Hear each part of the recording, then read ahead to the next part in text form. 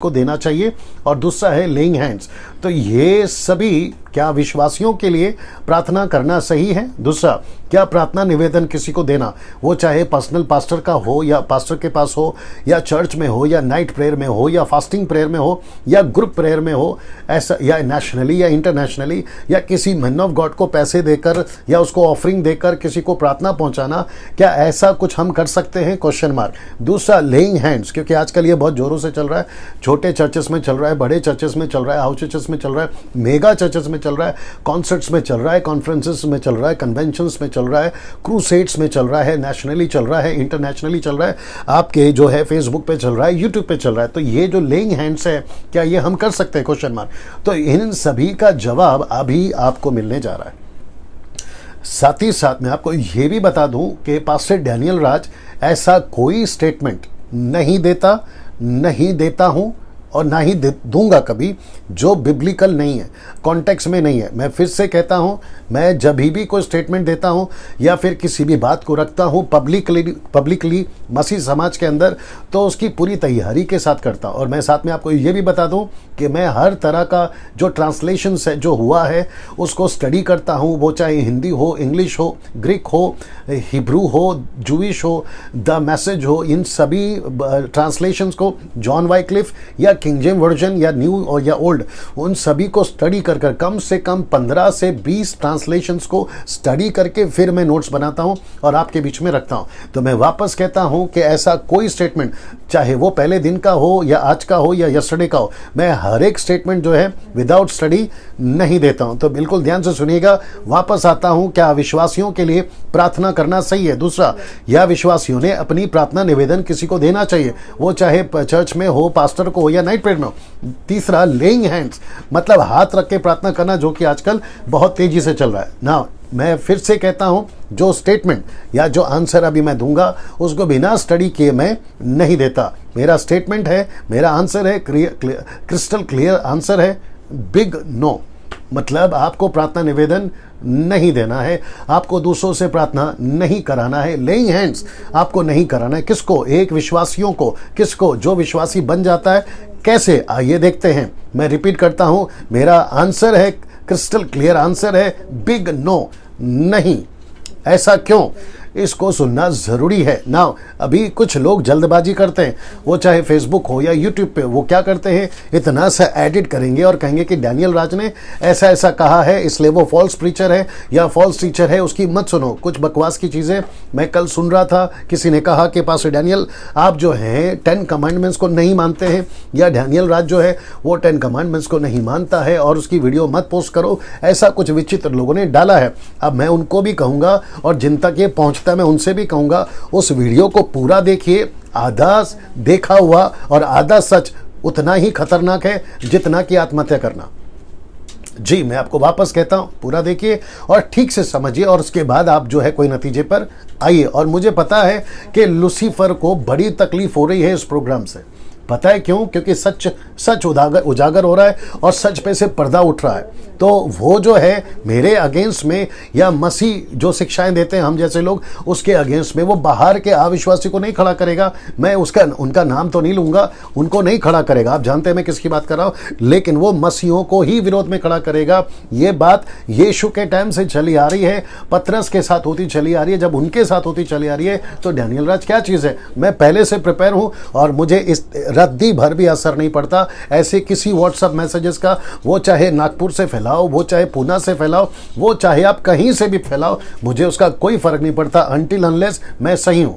ठीक है ना। मैं वापस कहता हूं कि विश्वासियों को विश्वासी बनने के बाद प्रार्थना निवेदन कराना है या नहीं, लेइंग हैंड्स होना है या नहीं, मेरा क्रिस्टल क्लियर आंसर है, बिग नो। मैं रिपीट करता हूं, नहीं कराना है। अब आइए सुनते क्यों। अब मेरा ये प्रचार, बड़े ध्यान से सुनिएगा, यहां सब ठीक है।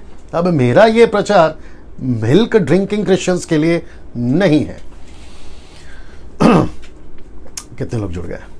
265। वंडरफुल। मैं उन सभी से कहना चाहता हूं जो 265 लोग अभी जुड़े हैं, आप सभी से रिक्वेस्ट है कि शेयर करते जाइए, खूब शेयर करिए ताकि लोग जुड़ते चले जाएं।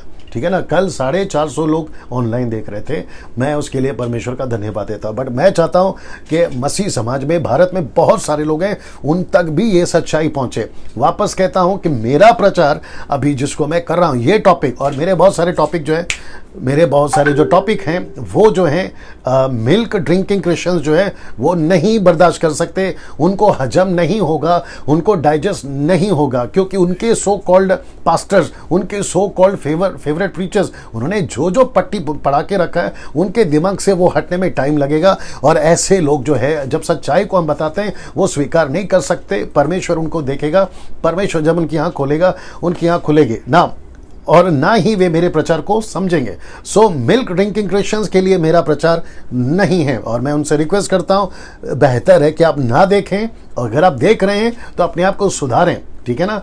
ना इसको देखिए, एक नया जन्म पाने के बाद हम कौन हैं, अगर ये समझ लोगे तो किसी से प्रार्थना निवेदन या प्रार्थना नहीं कराओगे।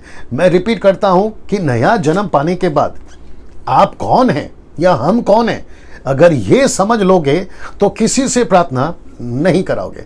अगर ये चीज को आप नहीं समझे तो आप मसीह जीवन में आकर भी कोई फायदा नहीं है। इसको मेरी भाषा में कहूंगा, आसमान से गिरे और खजूर में अटके, ये वाला विषय हो जाएगा ना। मैं रिपीट करता हूं कि एक नया जन्म पाने के बाद, वो चाहे भारत का हो या भारत के बाहर का हो, वो हर एक व्यक्ति, पेंटिकॉस्टल, कैरिस्मेटिक, बैप्टिस्ट, आपका मेथोडिस्ट, सीएनआई, मार्थोमा, लूथरन, आपका कैथलिक, आपका जो भी नया जन्म पा लेते हैं या संसार से नया जन्म पा लेते हैं, हम कौन हैं, अगर ये नहीं समझे, अगर ये आप लोग नहीं समझे तो किसी से प्रार्थना नहीं आप नहीं कराओगे। मतलब आप प्रार्थना निवेदन उनको नहीं देते बैठोगे, चिट्ठियां नहीं बांटते बैठोगे, और लेइंग हैंड्स नहीं कराओगे। आइए कुछ चीजों को देखते हैं। पहला कुरिन्थी 1:9, मैं चाहता हूं कि बड़े ध्यान से देखिएगा, एक एक चीज को आपको समझना जरूरी है। वचन के कॉन्टेक्स्ट में मैं आ रहा हूं, ठीक है ना। यहां क्या चल रहा है, ठीक चल रहा है, देख लीजिए क्या है क्या नहीं है। आप लोग वहां कुछ भी करते हैं ना, तो थोड़ा ध्यान दीजिए प्लीज। ओके, एक काम करता हूं, मैं वचन डाल देता हूं, फिर उसके बाद में बात करता है। क्या है मुझे बताओ जी, क्या है? ओके, यहां सब ठीक है। अगर वहां पे कुछ आप टाइप कर रहे हैं, आवाज नहीं आ रही है या विजुअल नहीं है, तो वो बताइए, वो सब ठीक है ना। ओके, वापस आते हैं पहला कुरिन्थियों, उसका पहला अध्याय वचन 9, जो कि कहता है परमेश्वर सच्चा है जिसने तुमको अपने पुत्र हमारे प्रभु यीशु मसीह की संगति में बुलाया। तो इसका मतलब है कि एक विश्वासी को, दास दासी, बेटा बेटी, पुरुष स्त्री, लड़का लड़की, वो जो भी मसीह में है, परमेश्वर में है, अगर वो यीशु में है, उनका उद्धार हो गया है, तो उनको किसकी संगति में बुलाया है?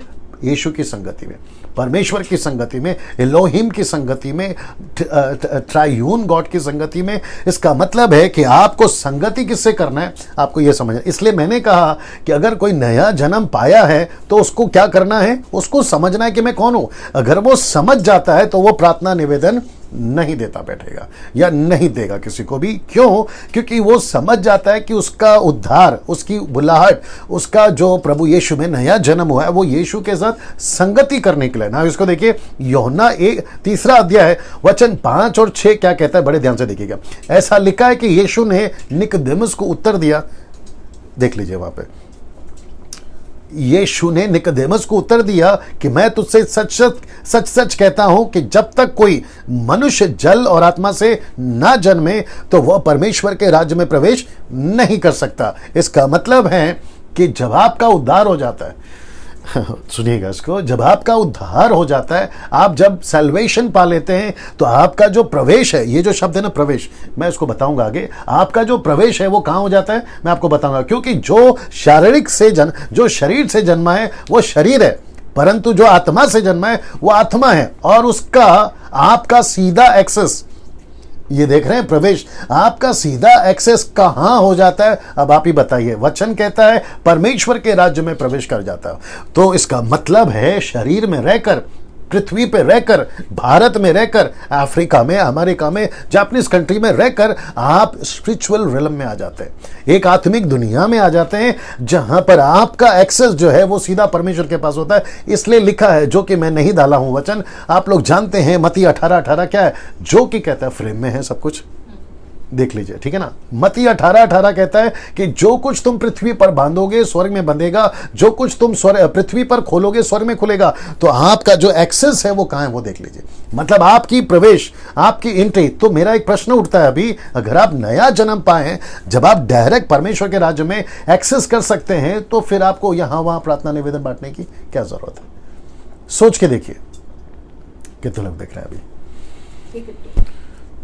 50 okay, 350 right, 363 okay, no problem. मैं रिक्वेस्ट करता हूं जितने लोग देख रहे हैं, 365 हो गया अभी या 360 वट एवर, ओके, अब रिक्वेस्ट करता हूं कि उनको शेयर करिए, लोगों को शेयर करिए, आपके जो आसपास के लोग हैं उनको शेयर करिए, कॉल करिए और उनको आने के लिए बोलिए, क्योंकि ये अद्भुत टॉपिक है। मैं रिक्वेस्ट करता हूं, ये अद्भुत टॉपिक है। जैसे मैंने कल प्रचार किया था, क्या यीशु ने कभी कहा खुद को गॉड है, उसको काफ़ी लोगों ने देखा और काफ़ी वायरल हो रहा है और काफ़ी लोग सीख रहे हैं। मुझे काफ़ी कॉल्स आए हैं पूरे दिन में, ठीक है ना। वापस आते हैं, जो व्यक्ति ना, मैं फिर से यहाँ से आ जाता हूँ।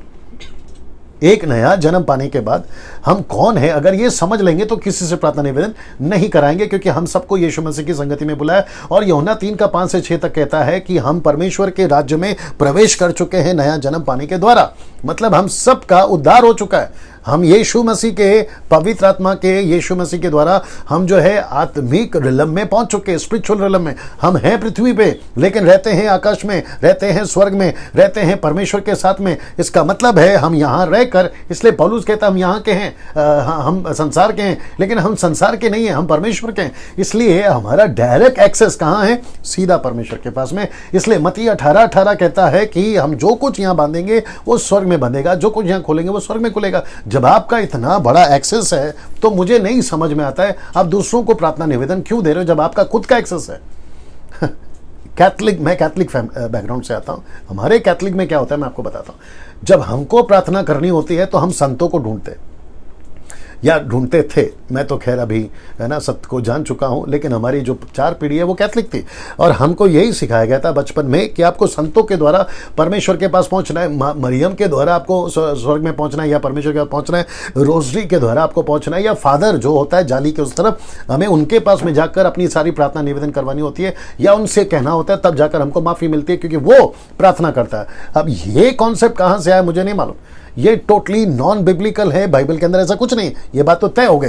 लेकिन विश्वास में आने के बाद भी, यीशु में आने के बाद में भी, जो सच्चे मसीह हैं, बाइबल को पढ़ते हैं, वो तक नहीं जानते कि आपका एक्सेस कहां तक हो चुका है। तो मैं फिर प्रश्न उठाऊंगा कि जब आप प्रभु में हैं, यीशु में हैं, जब आप यीशु में आ चुके हैं, तो फिर आप दूसरों को अपना प्रार्थना निवेदन क्यों देते हो, प्रार्थना क्यों करवाते हो? Laying hands after being a Christian, after being a born again, after filling with the holy spirit. आप खुद ही पावर हाउस हैं, आप खुद ही पवित्र आत्मा के लोग हैं, तो फिर आपका जब डायरेक्ट एक्सेस है तो फिर दूसरों से प्रार्थना क्यों करवाते हैं ना? इसको देखिए, हम मरकुस 16 के 17 वाले लोग हैं, 17 से 18 तक वाले लोग हैं। आइए देखते कैसे लिखा है। जो विश्वास करे, मतलब जो विश्वास करे बपतिस्मा ले, उन्हीं का उद्धार होता है, ठीक है ना। विश्वास करने वालों में ये चिन्ह होंगे। क्या चिन्ह होंगे? देखिए, कहता है वे मेरे नाम से दुष्ट आत्मा को निकालें। कौन निकालेंगे? आप खुद, जिसका उद्धार हो गया। वचन 16:16 कहता है, अध्याय 16 वचन 16 कहता है, जो विश्वास करे बपतिस्मा ले उसी का उद्धार होगा। तो इसका मतलब है जिसका उद्धार हो गया, ये उसकी निशानी है कि वो सबसे पहले खुद दुष्ट आत्मा निकालेगा। बहुत ध्यान से सुनिएगा, ये आपको पता नहीं कितना हजम होगा, मैं नहीं जानता हूं। सबसे पहला, बड़े ध्यान से सुनिएगा, एक विश्वासी अगर एक दिन का विश्वासी हो, मैं उस तक को बोल रहा हूं, अगर जिस दिन उसने यीशु को अपनाया और या अगले ही पल से ये जो चीजें हैं उसके साथ में एक्टिव हो जाती हैं। जैसे आपने नया सिम खरीदा, आपने नया सिम कार्ड खरीदा, आपने उसको मोबाइल पे अपना चिप डाल दिया और आपका कंपनी में वो जैसे ही क्या कहते हैं उसको एक्सेस हो जाता है, या फिर है ना टैली हो जाता है, या फिर वो जुड़ जाता है, या कंपनी उसको एग्रीमेंट कर देती है और आपका जितना भी बेनिफिट है, जहां चाहो कॉल लगाओ, जिसको चाहे मैसेजेस करो, तो वो एक्टिवेट हो जाता है। अब आप ये नहीं पूछ सकते चिप से, सिम कार्ड से, अरे तुम तो पहली बार आए हो, अरे तुम तो नए हो। नो, वो सिम कार्ड चाहे नया हो पुराना हो, वो एक्सेस हो जाता है, एक्टिवेट हो जाता है कंपनी की तरफ से। वैसे ही एक विश्वासी, हम और आप जो हैं, प्रभु यीशु मसीह में आने के बाद में एक्टिवेट हो जाते हैं डायरेक्ट स्वर्ग से। तो वो सब कुछ कर सकता है जो एक 40 साल का विश्वासी कर सकता है, और जो 40 साल का विश्वासी कर सकता है वो एक पल का विश्वासी भी कर सकता है। और उसमें ये निशानी है कि वे मेरे नाम से दुष्टात्मा को निकालेंगे, नई नई भाषा बोलेंगे। इसको कहते हैं ग्लोसा 1100। इसको कहते हैं diverse kinds of languages, earthly languages. आजकल जो चल रहा है वो नहीं, जिसको मैंने जिब्रिश नाम दिया है, ये वो नहीं है जो आजकल चल रहा है। नई नई भाषा बोलेंगे, उसका विषय अलग है, फिर कभी उसके ऊपर बात करेंगे। वो सांपों को उठा लेंगे, यदि वे नाशक वस्तु भी पी जाए तो भी उनकी कुछ हानि ना होगी। और फिर अभी इसको देखिए, वे बीमारों पर हाथ रखेंगे और वो चंगे हो जाएंगे। ये कौन है जो बीमारों पर हाथ रखेंगे? विश्वासी। विश्वासी दूसरों पे हाथ रखेगा, यानी किस पे? जिसका उद्धार नहीं हुआ है वो उस पे हाथ रखेगा। लेकिन मुसीबत यह है कि जिसको हाथ रखना है दूसरे पे, वो हाथ रखवा रहा है खुद पे। अब आप इसको देखिए कैसा लगता है आपको, ठीक है ना? मैं आऊंगा इसके ऊपर बाद में। सो एक विश्वासी का ये चिन्ह है। मैं वापस कहता हूं, आपका एक्सेस डायरेक्ट कहां हो गया? स्वर्ग में। जो कुछ तुम पृथ्वी पर बांधोगे स्वर्ग में बांधा जाएगा। ना इसको देखिए, अगला वाला देखिए। एक विश्वासी के ये निशानी है। यीशु आपको ऐसा ही एक परिपक्व विश्वासी में देखना चाहता है। मतलब ये जो मैंने पीछे दिखाया था, ये आपकी निशानी है, एक विश्वासी की निशानी। और यीशु हम में से हर एक को, बड़े ध्यान से सुनना, मुंबई के जितने लोग हैं, नागपुर, पूना, कोल्हापुर, शोलापुर, आपका आंध्र प्रदेश, तमिलनाडु, कर्नाटका, फिर इधर पंजाब, गुजरात, राजस्थान, आप जितने भी भारत और भारत के बाहर जितने भी लोग हैं, उन सभी को यीशु मसीह ऐसा देखना चाहता है, ऐसा देखना चाहता है। वो पुरुष अभी जो देख रहा है उसको, वो स्त्री जो अभी देख रहा है उसको, वो हर एक, इट्स ओके, वो हर एक व्यक्ति जो यीशु में है, आपको यीशु ऐसा देखना चाहता है। परिपक्व, ये जो शब्द है ना, परिपक्व, ऐसा देखना चाहता है। मैं खुद भी चाहता हूं मेरा भारत के जो मसीह लोग हैं वो ऐसे बन जाए। मुझे नहीं पता हम, है ना, अपाहिज की जिंदगी क्यों जी रहे, मैं आऊंगा उसके ऊपर ना। इसको देखिए, अभी क्या चल रहा है यहाँ पे? ओके, सब ठीक है? ओके ना, ये चित्र देखिए। अब आप इसको देखकर सोच रहे होंगे ये क्या चीज है ना। वचन कहता है यूहन्ना की किताब उसका 15:5, मैं दाखलता हूं, तुम डालियां हो, जो मुझ में बना रहता है और मैं उसमें वह बहुत फल लाता है। ये देख रहे हैं आप, वो बहुत फल लाता है। तो इसका मतलब है कि यीशु चाहता है हम फल लाएं, हम दूसरों के लिए फल लाएं, यीशु के राज्य के लिए फल लाएं। हम ऐसे विश्वासी हो जो प्रभु के राज्य को बढ़ा रहे हैं। लेकिन दिक्कत की बात यह है, फल लाने के बजाय हम खुद ही फल खा रहे हैं दूसरों के द्वारा। और तीसरी बात इसको भी देख लीजिए, यूहन्ना 15:5, यानी कि जो अभी मैंने पढ़वाया था उसी का ये पार्ट भी है, जो कि कहता है क्योंकि मुझसे अलग होकर तुम कुछ नहीं कर सकते। इसका मतलब है यीशु के साथ संगति करो, यीशु के साथ में आपका फेलोशिप को बढ़ाइए। और यीशु कहता है कि अगर मुझसे प्रार्थना नहीं करोगे, किसी और से प्रार्थना करवाओगे, तो ये वचन कहता है फिर मुझसे तुम अलग हो गए। और जब तुम मुझसे अलग हो गए तो तुम कुछ नहीं कर सकते। तो आपको डायरेक्ट किससे प्रार्थना करना है? यीशु से। इसलिए वचन कहता है कि तू मुझसे अलग होकर तो कुछ नहीं कर सकता। मैं रिपीट करता हूं, अगर ऐसा कोई नहीं सिखाता है, वो चाहे कहीं का भी पास्टर हो, बाइबल टीचर हो, कन्वेंशन स्पीकर हो, अगर वो ये चीजें नहीं सिखा रहे, तो मेरा प्रश्न है कि फिर वो सेवक किस काम के? उनको अपनी स्टडी ठीक करनी होगी, ठीक है ना। इसको देखिए, बाइबल में जितने भी प्रार्थना को लेके वचन है, वो सब क्या है पता है? खुद प्रार्थना करो, ऐसा है। मैं इसको रख रहा हूं, वो सब क्या है? खुद प्रार्थना करो। बाइबल में जितने भी वचन है, आपका ओल्ड टेस्टमेंट उठा लीजिए, न्यू टेस्टमेंट उठा लीजिए, यीशु की बातें उठा लीजिए, पतरस की बातें उठा लीजिए, पौलुस की बातें उठा लीजिए, आप किसी की भी बातें उठा लीजिए, वो सब क्या है पता है? खुद प्रार्थना करते थे। वो जब खुद प्रार्थना करते थे, परमेश्वर उनको प्रार्थना को होता। मैंने यिर्मयाह 33:3 नहीं डाला, जो कि मैंने उसको जरूरी नहीं समझा, लेकिन वो सब आप जानते हैं। यिर्मयाह 33:3 क्या कहता है? मुझसे प्रार्थना कर, खुद प्रार्थना कर, और मैं तुझे कठिन से कठिन बातें बताऊंगा। योएल की किताब उसका 2 अध्याय मैंने 28 नहीं डाला, जहां पे लिखा है कि तू यहोवा से प्रार्थना कर, मैंने वो भी नहीं डाला। तो इसका मतलब ऐसे बहुत सारे वचन है जो कहते हैं खुद प्रार्थना कर। ऐसा कोई वचन नहीं है कि लोग प्रभु को जानते थे और किसी और ने प्रार्थना करी और उनको उत्तर मिला। परमेश्वर चाहता है हम मूसा की तरह या इजरायलियों की तरह वो 6 लाख लोग नहीं है जो मंदिर के बाहर थे, हम वो लोग हैं जो मंदिर के अंदर हैं। हम वो नहीं है जो बकरी के खून लेकर चल रहे हैं, हम वो लोग हैं जो मेमने यानी यीशु के लहू को लेकर चल रहे हैं। हम वो लोग नहीं है साहब, हम पुरानी सृष्टि नहीं है, हम नई सृष्टि हैं। अगर हम नई सृष्टि हैं तो हमने यीशु को लेकर चलना है ना। इसको मैं रख रहा हूं कुछ देर के लिए ना। इसको देखिए प्लीज, मत्ती की किताब उसका 6 का 7 जरा जोर से पढ़िए प्लीज। यहाँ से जी, मत्ती की किताब उसका 6वां अध्याय वचन 6 से पढ़िए प्लीज, वहीं से पढ़िए, कोई दिक्कत नहीं।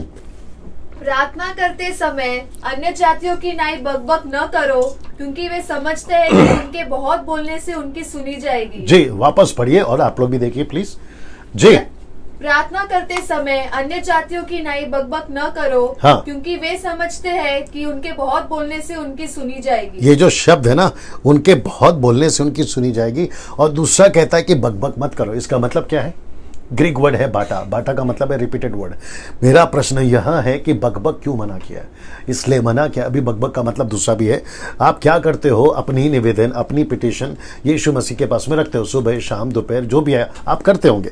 लेकिन आप साथ ही साथ क्या करते हो पता है? कईयों को फोन लगाते हो। आप ये कहते हो कि पास्टर प्रार्थना करो, डैनियल राज प्रार्थना करो, XYZ प्रार्थना करो। कभी देश में भेजते हो, कभी विदेश में भेजते हो, कभी यहाँ भेजते हो, व्हाट्सएप पे भेजते हो, फेसबुक पे डालते हो, प्रार्थना करो प्रार्थना करो। इसको कहते हैं बकबक ना करना। मेरा एक प्रश्न है आप लोगों से, क्या यीशु मसीह उद्धार पाने के बाद आपका पिता बन जाता है? बन जाता है। आप उसके बच्चे बन जाते हैं। तो क्या यीशु ने नहीं कहा कि मैं जानता हूं कि तुम्हारी ज़रूरतें क्या है? यीशु कहता है कि तुम्हारा हर चीज़ जानता हूं, यहाँ तक कि तुम्हारे सर के बाल तक गिने हुए। यीशु कहता है कल की चिंता मत करो। तो मुझे नहीं समझ में आता है कि फिर आप दूसरों को अपनी प्रार्थना निवेदन इतना क्यों बांटते बैठते हो, जो कि वचन कहता है कि दूसरों को प्रार्थना निवेदन देने का मतलब है, इसको कहते हैं कि बहुत बोलने से उनकी सुनी जाएगी। तो ये वचन को हम इग्नोर कैसे कर सकते हैं बताइए? और मुझे दिक्कत और गुस्सा भी इस बात का है कि ये सब सेवक लोग अपने कलीसिया को सिखाते क्यों नहीं है? अपने कलीसिया को सिखाते क्यों नहीं?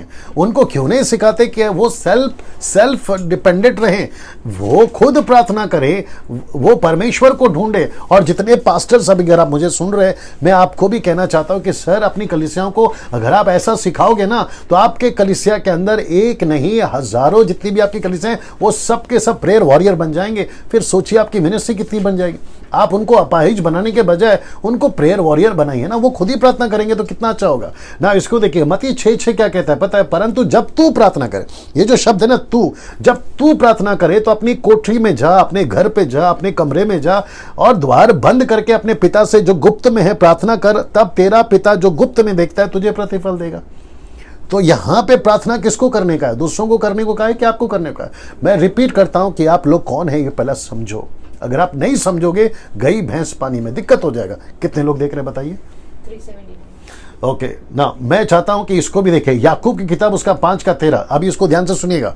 कहता है यदि तुम में कोई दुखी हो तो वह प्रार्थना करे। ये जो शब्द है ना, वह प्रार्थना करे। यदि आनंदित हो तो वह स्तुति के भजन गाए। इसका मतलब है कि किसको प्रार्थना करना है? खुद को प्रार्थना करना है। अभी मेरा ये जो सब्जेक्ट है ना, स्तुति आराधना, यहां पे भी देख लीजिएगा, वह स्तुति करे। ऐसा नहीं लिखा है कि पुलपिट पे कोई और खड़ा हो वह करे और तुम बैठ के सुन रहे हो। लिखा है तू स्तुति करे। मैं इसके ऊपर आऊंगा फिर कभी ना। यहां पे शब्द पे ध्यान दीजिए, एक एक शब्द पे ध्यान दीजिए। कहता है यदि तुम में कोई दुखी हो तो वह प्रार्थना करे। तो आप बैठो ना प्रभु के पास में, आप प्रभु के पास में बैठ के प्रार्थना करिए। दूसरों को अपनी प्रार्थना निवेदन क्यों दे रहे? और आपको ऐसा क्यों लगता है कि बहुत बोलने से परमेश्वर सुनेगा? ये तो वचन क्लियर कर दिया मैंने। यीशु कहता है बकबक ना करो, उनके बहुत बोलने से सुनी जाएगी, ऐसा तो है ही नहीं है। तो आपको क्या देखना है? क्या इससे रिलेटेड है क्या कॉल? सलोमी, इससे रिलेटेड है कॉल? अगर इससे रिलेटेड है तो बताना, ठीक है ना। ना कहता है कि बकबक नहीं करना है और आपको जो है ऐसा नहीं सोचना है कि बहुत बोलने से प्रभु सुनेगा। नहीं, आपका परमेश्वर आपकी एक आवाज में भी सुन सकते ना। कुछ यूट्यूब पे वीडियोस बने हुए हैं जो सिखाते हैं कि मांगते रहो मांगते रहो मांगते रहो, पॉजिटिव कन्फेशन करते रहो करते रहो करते रहो। आप जैसा कहोगे आपके साथ वैसा होगा। अगर आपके पास में है ना, आपको पैर का प्रॉब्लम है तो कहो मैं चंगा हो गया, हाथ का प्रॉब्लम है तो बोलो मैं चंगा गया, नौकरी नहीं है तो कहो कन्फेस करो। मेरा एक प्रश्न है, फिर ये वचन कहां जाएगा? पहली बात। दूसरी बात, अगर आप प्रभु के लिस्ट में नहीं हो, आप परमेश्वर के विल में नहीं हो, मैं वचन रखूंगा उसको, आप अकॉर्डिंग टू गॉड विल में नहीं हो, फिर मेरा प्रश्न ये है आप खुद ही गलत हो। और यीशु के किसी एक वचन को उठाकर अगर आप ये कहोगे मैं कन्फेस करता हूं, क्यों? क्योंकि ओल्ड टेस्टमेंट में कहीं लिखा है, यशायाह में कहीं लिखा है, जैसे मूसा ने कन्फेस किया मुझे बच्चा होगा होगा होगा, ऐसे मैं भी करता हूं। मैं वापस कहना चाहता हूं ये सिस्टम नहीं चलेगा। मैं रिपीट करता हूं, ये सिस्टम नहीं चलेगा। जितने व्यूवर्स हैं फेसबुक और यूट्यूब पे, बड़े ध्यान से सुनिएगा, आप अभी तक उल्लू बन रहे थे, उतना काफी है। अब यहां से सच्चाई जानने के बाद अब उल्लू बनने की जरूरत नहीं है आपको। आपका एक्सेस डायरेक्ट है, पहली बात। दूसरा, आप खुद प्रार्थना करिए। तीसरी बात, आपका जीवन ठीक रखिए, प्रभु आपकी हर प्रार्थना को उत्तर देगा। ना इसको देखिए जो मैं आपके बीच में रखने जा रहा हूं, ये वाला पहला थिस्सलुनीकियों 5:17 क्या कहते हैं, देखो, निरंतर प्रार्थना में लगे रहो। किसको? खुद को। आपको खुद प्रार्थना करनी है। आप अगर खुद प्रार्थना, ये पौलुस ने क्यों लिखा कि निरंतर प्रार्थना में रहो, तो इसका मतलब है आपके लिए। और विषय जो कॉन्टेक्स्ट है पौलुस का, वो मिनिस्ट्री को लेकर है, वो सेविकाई को लेकर है। क्योंकि उन दिनों में जो कोई सेविकाई करता था वो कभी जेल में पाया जाता था, कभी है ना शत्रुओं के बीच में पाया जाता था, कभी यहाँ पाया जाता था। उसके लिए पौलुस ने कहा कि तुम्हारी मिनिस्ट्री बड़ी है, तुम बहुत खतरे के जगह पे हो, इसलिए प्रार्थना करते जाओ। बीच में एक ने कहा भजन संहिता 91 मैं क्लेम करता हूँ, भजन संहिता 119 मैं क्लेम करता हूँ। यार, तुम परमेश्वर की सेविकाई में नहीं हो, तुम कोई भी वचन को क्लेम करो, नहीं होने वाला आपके साथ। अब यीशु मसीह काम कर रहा है, पवित्र आत्मा काम कर रहा है, पृथ्वी पर है वो आपको ये सारी चीजें करने नहीं देगा। इसलिए आपको बहुत ध्यान देना है कि आप क्या मांग रहे हो और कैसे चले ना। इसको देखिए, प्रार्थना निवेदन कौन देता फिरता है, आपके बीच में रखने जा रहा हूं। और मैं रिपीट करता हूं कि अगर मैं सिर्फ आज पूरा 1 घंटा अगर मैं इसी विषय पे बात कर रहा हूं तो मैं उसको ही करना चाहूंगा। अगर टाइम नहीं है तो मैं कल अलग विषय पे बात करूंगा। वापस कहता हूं, प्रार्थना निवेदन कौन देता फिरता है, जिसका रिश्ता प्रभु के साथ ठीक नहीं है। ऐसे लोग प्रार्थना निवेदन देते फिरते हैं। विशेष करके मुझे पंजाब से काफी कॉल्स आते हैं और मुझे पता चला, क्योंकि मैं पंजाब में काफी जाते रहता हूं, पंजाब के अंदर अगर आपको प्रभु का सेवक या कोई पास्टर या कोई एवेंजलिस्ट अगर आपको मिल गया तो आपको इतनी प्रार्थना करवाएंगे कि पास्टर जी एक बार घर आ जाओ, एक बार सर पे हाथ रख के प्रार्थना कर दो। और यही सिलसिला महाराष्ट्र का है और ऐसे ही चलता है। महाराष्ट्र में भी मैं मेरी मिनिस्ट्री में जाते रहता हूं, तो मुझे नहीं पता चलता है कि जब आपका रिश्ता परमेश्वर के साथ में ठीक नहीं है तो फिर आप कितना भी चिट्ठी लिखकर भेजो, चिट्ठी में 100 की नोट डालो, 500 की नोट डालो या 2000 की नोट डालो, आपका रिश्ता अगर प्रभु के साथ में ठीक नहीं है तो प्रभु आपकी प्रार्थना कैसे सुनेगा? ये प्रश्न है फिर। तो इसका मतलब है कि प्रार्थना निवेदन कौन देता फिरता है, जिसका रिश्ता प्रभु के साथ में ठीक नहीं। अभी जो देख रहे हैं मुझे, आप फेसबुक पे, यूट्यूब पे, अभी जो आप लोग मुझे देख रहे हैं, मेरा प्रश्न है कि आपका रिश्ता प्रभु के साथ ठीक है? जब आपका प्रभु के साथ में रिश्ता ठीक है तो फिर आपको मुसीबत आएगी क्यों? एक वचन पढ़ना प्लीज, याकूब की किताब उसका पहला अध्याय वचन 13-14, यहां पे आके पढ़िए। यहां पे क्या चल रहा है? 404 ओके। इसका मतलब है कि 400 से ज्यादा लोग अभी देख रहे हैं।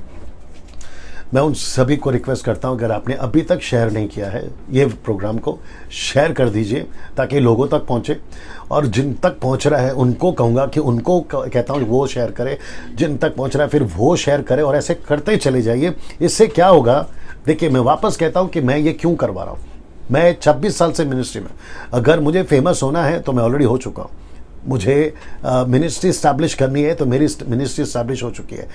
दूसरी बात, पैसे तो मैं वैसे भी नहीं कमाता हूँ सोशल मीडिया से, तो मुझे पैसे की ज़रूरत नहीं है। मैं ये इसलिए करवा रहा हूँ क्योंकि सही चीज़ें मार्केट में जाए, क्योंकि गलत चीज़ें मार्केट में बहुत फैल गई है। मैं सही चीज़ को फैलाने के लिए बात कर रहा हूँ। साथ ही साथ जो मुझे अभी तक पेज को लाइक नहीं किए हैं, आप लाइक करना शुरू करिए। उससे क्या होगा कि मेरी जो अपडेट्स है, जो भी मैं मैसेज डालता हूँ या ऑनलाइन आऊँगा, वो आपको मिलता चला जाएगा। दूसरी बात, यूट्यूब में अगर आपने सब्सक्राइब नहीं किया है तो करना शुरू करें और नोटिफिकेशन बेल दबा दें। जी, याकूब की किताब उसका पहला अध्याय वचन 13 इससे कनेक्टेड है। अगर आपका रिश्ता ठीक है, आपको प्रार्थना की जरूरत ही नहीं पड़ेगी, क्योंकि आपके साथ सब कुछ ठीक चल रहा है। लेकिन अगर रिश्ता ठीक नहीं है तो ये फिर वचन आपके लिए पढ़िए। जब किसी की परीक्षा हो तो वह यह न कहे कि मेरी परीक्षा परमेश्वर की ओर से होती है, आगे, क्योंकि न तो बुरी बातों से परमेश्वर की परीक्षा हो सकती है और न वह किसी की परीक्षा आप करता है। या तो आगे पढ़ना है आपको। एक, या तो परमेश्वर कहता है मैं किसी की परीक्षा नहीं करता, और दूसरा, ना बुराई के लिए मैं किसी की परीक्षा करता हूँ। ऐसा कभी नहीं हो। कुछ लोग गवाही देते फिरते, मैं कैंसर में था, प्रभु ने मुझे कैंसर दिया और फिर प्रभु ने ठीक किया। तो मतलब तुम क्या कहना चाहते हो कि प्रभु ने कैंसर दिया आपको? मेरा बच्चा ट्रक के नीचे कुचलने वाला था, परमेश्वर ने उसको बचा लिया, तो परमेश्वर ने आपके बच्चे को ट्रक के नीचे कुचलवाने के लिए प्लान बनाया। क्या बात करते हो आप? अच्छा, फिर रेफरेंस इसका लेते हैं, पता है अय्यूब की किताब का, कहते हैं अय्यूब ने कहा, अपना स्टेटमेंट दिया कि परमेश्वर देता है परमेश्वर लेता है। यह अय्यूब का स्टेटमेंट है, यह परमेश्वर का स्टेटमेंट नहीं है। किसी और का स्टेटमेंट उठाकर हम परमेश्वर के लिए उसको क्यों लागू करें, कॉपी पेस्ट करें? मनुष्य गलती कर सकता है, वो मनुष्य का स्टेटमेंट है। हन्ना का प्रार्थना तो और भी भयंकर है। वो कहता है कि परमेश्वर मारता है, परमेश्वर जिलाता है, परमेश्वर श्राप देता है, परमेश्वर आशीष देता है। ये कैसे पॉसिबल है? और आप लोग कौन से युग में? आप नए नियम के युग में है, नई सृष्टि के युग में, कलीसिया के युग में है, दुल्हन के युग में ये वाली बातें कैसे कर सकते हो? इसलिए परमेश्वर का वचन याकूब कहता है, जो यीशु मसीह का भाई है, वो कहता है कि यीशु मसीह परमेश्वर जो है किसी की परीक्षा खुद नहीं करता। लेकिन परीक्षा आती कैसी है, मुसीबतें आती कैसी है? प्रार्थना निवेदन आप क्यों बांटते फिरते हो? पढ़िए आगे जी। परंतु प्रत्येक व्यक्ति अपनी ही अभिलाषाओं से को प्रत्येक व्यक्ति अपने खुद की अभिलाषा लस अभिलाषा जो है उसकी खुद की बातें, उसके चलते वो फंसता है। आगे, और फंसकर परीक्षा में पड़ता है। फंसकर परीक्षा में पड़ता है। फिर क्या होता है? फिर अभिलाषा गर्भवती होकर पाप को जनती है। और पाप क्या करती है? और पाप जब बढ़ जाता है तो मृत्यु को उत्पन्न करता है। तो फिर मुसीबत आपके साथ क्यों आ रही है? आपका खुद का रिश्ता प्रभु के साथ ठीक नहीं है, तो फिर यही होएगा ना। इसका कनेक्शन मैं आपको और एक देता हूं। एक व्यक्ति था जो 38 साल से चल नहीं सकता था, बेथसदा के कुंड में बैठा था। यीशु मसीह ने उसको चंगाई दिया। यूहन्ना की किताब 5वां अध्याय वचन 13 और 14 आपको फिर वहां से पढ़ना है। याकूब उसका 1 का 13-14 पढ़वाया था, अभी यूहन्ना 5 का 13-14 पढ़वा रहा हूं, आप उसको भी देख लीजिएगा। ये वो व्यक्ति था जिसको यीशु ने चंगाई दिया। 38 साल से व्यक्ति ठीक हो गया था, लेकिन जब यीशु को फिर से मिला तो यीशु ने क्या कहा? पढ़िए। परंतु जो चंगा हो गया था वह नहीं जानता था कि वह कौन है। यीशु कौन है? क्योंकि यीशु को बारे में उसको पूछा कि भाई तुझे किसने ठीक किया, तो वो कहता मैं नहीं जानता। आगे, क्योंकि उस जगह में भीड़ होने के कारण यीशु वहां से हट गया था। आगे, इन बातों के बाद वह यीशु को मंदिर में मिला। यीशु को ये व्यक्ति मंदिर में फिर मिला। यीशु ने क्या कहा सुनिए जी। यीशु ने उससे कहा जी, देख तू चंगा हो गया है। एक मिनट, तू अभी ठीक है, आपका उद्धार हो चुका है। आगे, फिर से पाप मत करना। एक मिनट, क्या नहीं करना? फिर से पाप नहीं करना। आगे, ऐसा ना हो कि इससे कोई भारी विपत्ति तुझ पर आ पड़े। सीधा आपका रिश्ता ठीक नहीं है और आप प्रार्थना निवेदन बांटते घूम रहे हो। आपका रिश्ता प्रभु के साथ अच्छा नहीं है और आप कहते हो कि पास्टर जी प्रार्थना करो। और विचित्र चीज क्या मालूम है? थैंक यू, बैठ जाइए। विचित्र चीज क्या पता है? जब आप कोई प्रोग्राम में जाते हो, कन्वेंशन में जाते हो, आप किसी एक्टिविटीज में जाते हो, मसीह एक्टिविटीज में जाते हो, और वहां का सो कॉल्ड प्रॉफिट, वहां का so called man of God, वहां का so called servant of God, वो क्या करता है पता है? आपको कहता है कि मैं परमेश्वर का दास है ना, आपको प्रभु जो है दुबई भेज रहा है, अमेरिका भेज रहा है, आपको परमेश्वर बिजनेस दे रहा है। अरे यार, तुम्हारा रिश्ता ठीक नहीं है, ऊपर से परमेश्वर आपको ये सारे चीजें देते बैठेगा। या तो फिर जितना वचन मैंने अभी पढ़ा है वो सब गलत है। फिर मत्ती का 12 का 43 मैंने नहीं पढ़वाया, जहां लिखा है कि दुष्ट आत्मा अगर किसी में से निकल जाती है तो अपने से भी बुरी आत्माएं लेकर आती है साथ, और वो उसमें बैठकर उसकी हालत पहले से ज्यादा खराब करती है। फिर ये क्या है? ये भी तो बताइए ना। और इफिसियों का 2 का 1 नहीं पढ़वाया, जहां पर यह लिखा है कि जो परमेश्वर की आज्ञाओं को नहीं मानता है, ऐसी कुछ स्पिरिट्स हैं जो आकाश के अंदर है, वो उनके अंदर आ जाती हैं, जो उनको तकलीफ देती हैं। तो मैं फिर से कहता हूं, पंजाब, गुजरात, पूना, मुंबई, नागपुर, कोल्हापुर, शोलापुर, आप पूरे भारत के 29 राज्य या कहीं से भी आप मुझे सुन रहे हैं, सबसे पहला अपना रिश्ता ठीक करो। मैं रिपीट करता हूं, अपना रिश्ता ठीक करो। जब तक आपका रिश्ता ठीक नहीं है प्रभु के साथ में, आप प्रार्थना निवेदन कितना भी बांटो, देखो सप्लाई कहां से आएगी? प्रभु से आएगी। तो पहला प्रभु के साथ रिश्ता ठीक करो ना, बाकी आपको किसी से प्रार्थना निवेदन करवाने की जरूरत ही नहीं पड़ेगी। मैं वही तो समझा रहा ना। इसको देखो, रिश्ता क्यों नहीं ठीक है और क्या चीजें करते हैं। देखिए, ना चेला बना रहे हैं, ना सुसमाचार सुना रहे हैं, ना उसका राज्य बढ़ा रहे हैं, और ऊपर से प्रार्थना निवेदन दे रहे हैं। मुझे कॉल आया था, बताऊंगा नहीं कहां से आया था, मुझे एक फोन आया था सर, बड़े ध्यान से सुनिए। और वो फोन पे मुझसे कहा गया कि पास्टर जी 15 साल 20 साल में मसीह में हूं, लेकिन मेरा कुछ ठीक नहीं हो रहा है। तो मैंने उसको एक ही चीज पूछा, मैंने उसको पूछा कि तुमने चेले कितने बनाए?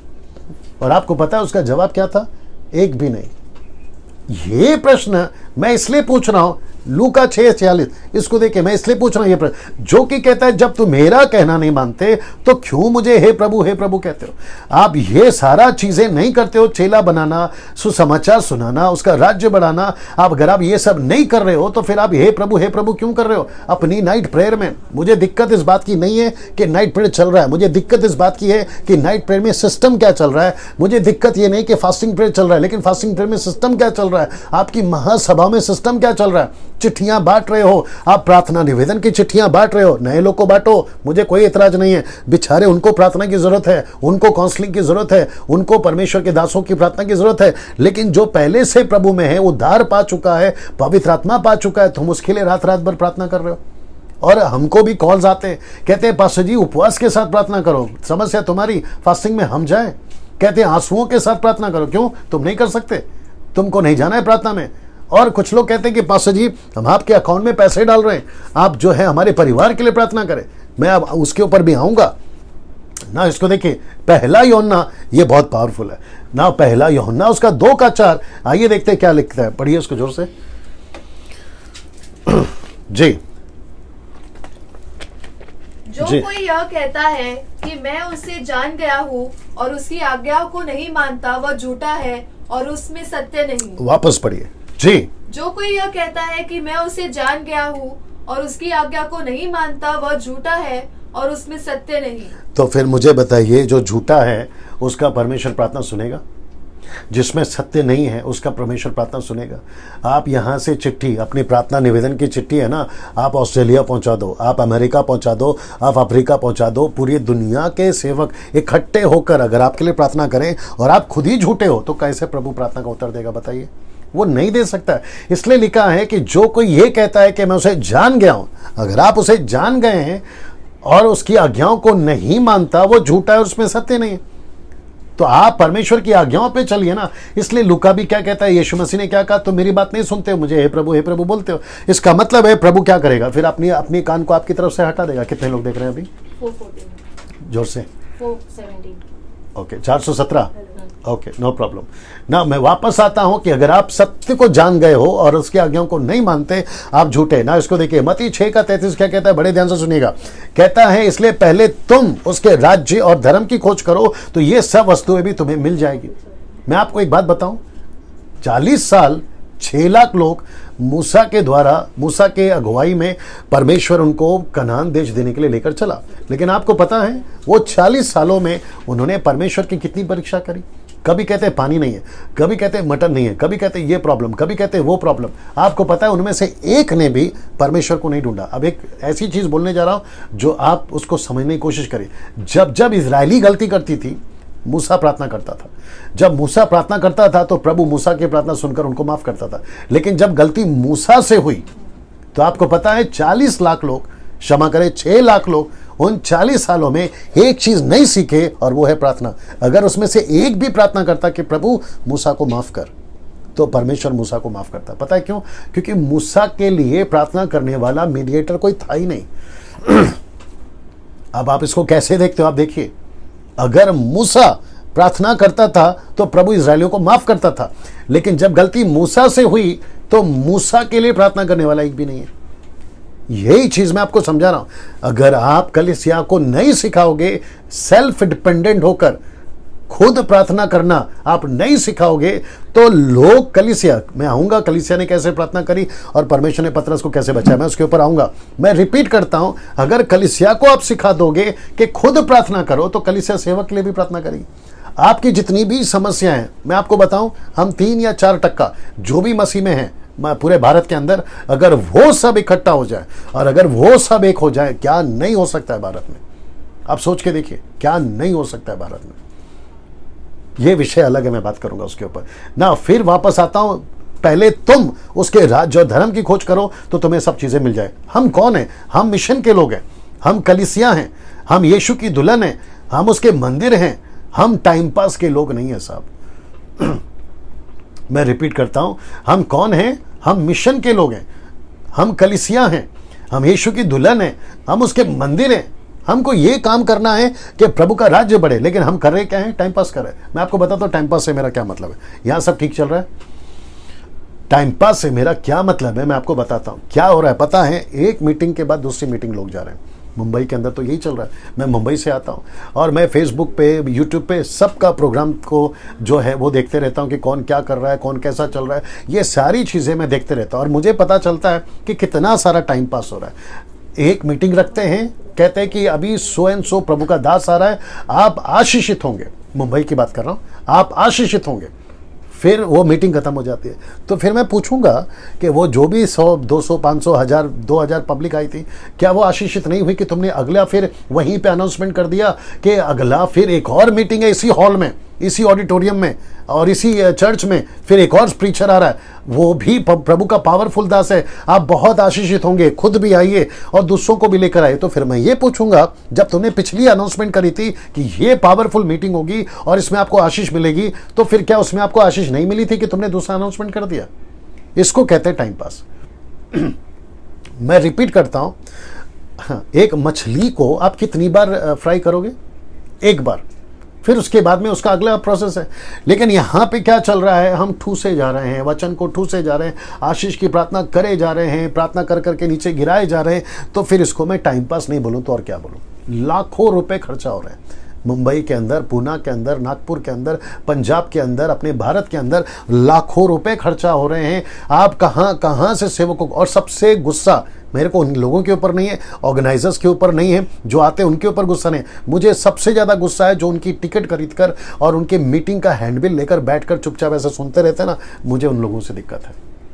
मुझे नहीं समझ में आता है कि आपका इनकमिंग आपको कितना चाहिए, आपका आउटगोइंग कहाँ है, आपका आउटगोइंग कहाँ है? मेरा यह प्रश्न है। जो पहले से सीख चुका है आप उसको फिर से सिखा रहे हो, जो बपतिस्मा ले चुका है आप उसको बपतिस्मा की टीचिंग दे रहे हो, जिसको पवित्र आत्मा मिल चुका है आपको पवित्र आत्मा कैसे मिलेगा ये सिखा रहे हो, जिसका अभिषेक हो चुका है उसको फिर से सिखा रहे हो अभिषेक कैसे आएगा। यार ये क्या चल रहा है बताइए? टाइम पास नहीं चल रहा है। अभी जितने व्यूवर्स हैं मैं आपसे भी पूछूंगा, मेरा नंबर मैंने जग जाहिर कर दिया, आप मुझे कॉल करके बताइए कि मैं गलत हूं या सही हूं, ये विषय पे बताइए प्लीज। मीटिंग्स कितनी अटेंड करते हैं आप लोग? मीटिंग अटेंड करने के बजाय आप ऐसे बन जाइए कि गांव कितना है भारत में, कम से कम 7 लाख गांव है साहब, 7 लाख गांव महाराष्ट्र के अंदर। अगर मैं गलत नहीं हूं, मेरा कैलकुलेशन जो मैंने कर चुका हूं, 43,000 प्लस विलेजेस हैं भारत के अंदर। कितने सारे लोग हैं भारत के अंदर, कितने सारे लोग हैं जिनको अभी तक सुसमाचार नहीं मिला है। तो ये बैठे बैठे टाइम पास करने से अच्छा है मैं वर्शिप कॉन्सर्ट जो करते हैं ना, मैं उनके पास में भी आ रहा हूँ। आप लोग जो मुंबई से वर्शिप कॉन्सर्ट करते हैं, पंजाब से करते हैं, नागपुर से करते हैं, पुणे से करते हैं, आंध्र प्रदेश से करते हैं, बेंगलोर से करते हैं, मैं उन सभी और जितने म्यूजिशियंस नो नंबर है, हाँ ओके, मैं उनको भी पूछना चाहूँगा। मुझे नहीं समझ में आता है कि आप लोग जो जाके मीटिंग अटेंड करते हो, गाना गाते रहते हो, म्यूजिक बजाते रहते हो, आप कर क्या रहे हो? इंटरटेन कर रहे हो? सोच के देखिए, आप प्रभु के बुलाए हुए हैं। आपका उद्धार जिस दिन हुआ था ना, जितने वर्शिपर है आप इस ध्यान से सुनो, क्योंकि मैं 20 साल वही कर चुका हूं और मैं अच्छे को जानता हूं और अच्छे मुझे भी जानते हैं। मैं उन सभी को पूछना चाहूंगा, जिस दिन आपका उद्धार हुआ था आपने प्रभु से क्या वादा किया था? आपके लिए जीऊंगा, आपके लिए मरूंगा। बानी का बपतिस्मा लेते वक्त में आपने यही कहा था ना कि तेरी मर्जी पे चलूंगा। वो आज मर्जी कहां गई? आपको 4 लोग पहचानने लगे और कुछ लोगों ने तो अपने आप को बेच तक दिया है, वर्शिप के नाम पे बेच दिया है कुछ लोगों ने।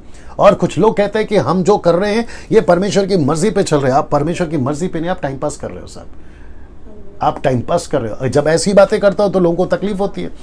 मेरा आज बात करना आपको तकलीफ दे सकता है, लेकिन अगर नहीं सुधरे ना तो न्याय के दिन आपको जो तकलीफ होगी वो तो बयान से बाहर है साहब।